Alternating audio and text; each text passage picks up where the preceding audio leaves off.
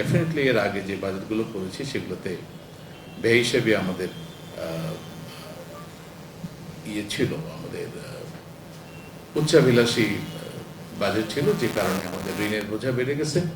এবং আমাদের এখন একক হচ্ছে যে কথাটা মাসুম ভাই বললেন, যে আমাদের ঋণের সুদ এবং ঋণের কিস্তি এগুলো পেমেন্ট করতে হয় অনেক বেশি। এবং উনি একটা কথা বললেন যে আমরা ডেভেলপমেন্ট পার্টনারদের প্রেসক্রিপশন আমাদের সুদ দেওয়া হয় অনেক সময়।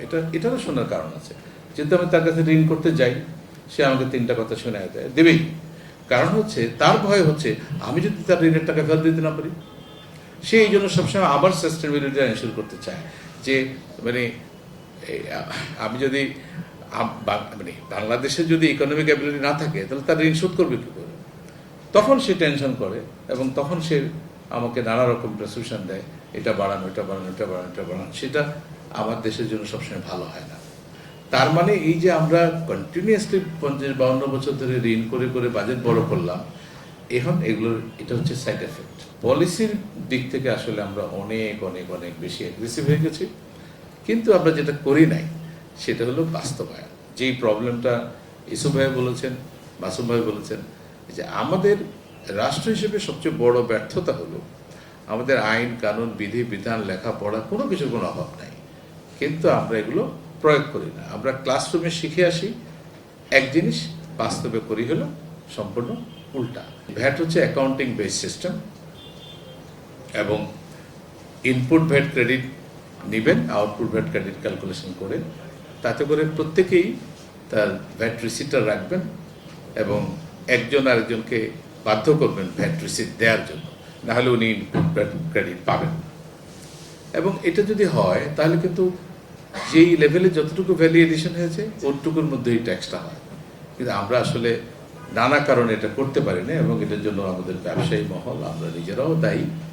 যে কারণে পরবর্তীতে সেখান থেকে সিঙ্গেল যে রেট অফ ভিএটি ছিল, সেখান থেকে এক একজন এক এক প্রবলেম নিয়ে আসলো, আর এনবিআর এগুলোকে সলিউশনের নামে এটাকে একটার পর একটা ছাড় দিতে দিতে অনেক রকমের জটিলতা হয়ে গেল। পরে 2012-তে এসে আমরা নতুন করে আইন করলাম, সেটাও আমরা বাস্তবায়ন করতে পারলাম না।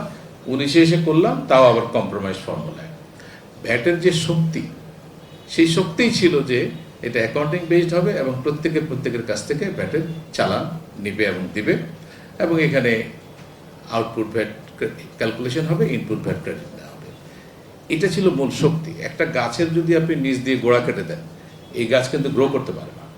আমরাও ভ্যাট সিস্টেমের এই মূল শক্তিটাকে নষ্ট করে দিয়েছি, যে কারণে ভ্যাট থেকে আমাদের কাঙ্ক্ষিত যে রাজস্ব আদায় হওয়ার কথা সেটা কিন্তু আমাদের হচ্ছে না। আমরা অনেক চেষ্টা করছি। যেন আমি একবার চিন্তা করেছিলাম, সময়ও কম, যে আমরা লটারিটা আবার চালু করি।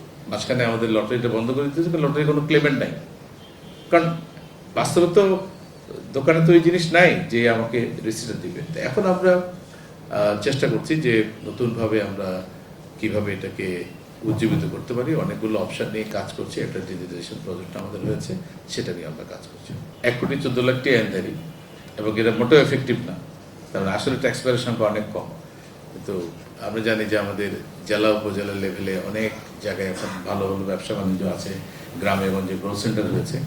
আমরা এখন সেখানেও চলে যাচ্ছি, যেহেতু আমরা অনলাইনে ট্যাক্স রিটার্ন নিতে পারছি, এবং নতুন ট্যাক্স পেয়ারের ক্ষেত্রে এনি টাইম রিটার্ন দেওয়া যায় জরিমানা ছাড়া। আমরা সেগুলো কাজ শুরু করেছি, এবং সেই সব জায়গাতে আপনাদের ব্যবসায়ী প্রতিনিধিদের এবং ব্যবসায়ী